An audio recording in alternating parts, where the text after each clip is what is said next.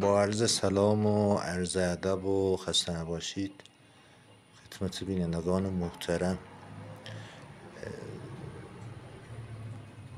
و علاقه‌مندان به کانال علوم غریبه. انشالله تا چند روز دیگر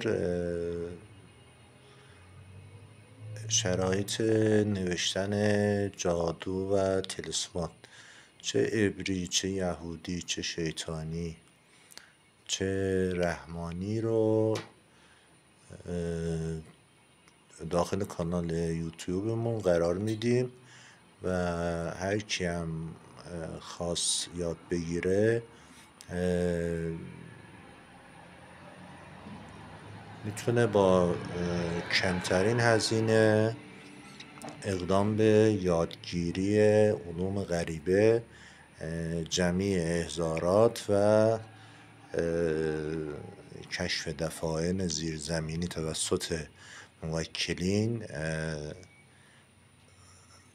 تسخیر موکل و خیلی کارهای دیگر رو میتونه یاد بگیره با کمترین هزینه و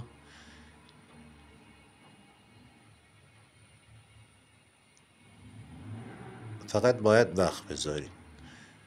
وقت بذارین. هر موقع تو کانال یوتیوبمون قرار دادیم زنده قرار میدیم انشاءالله، بعد تا بتونیم نفرات بیشتری رو آموزش بدیم و بتونیم قدم خیری برای دوستان عزیز برداشته باشیم.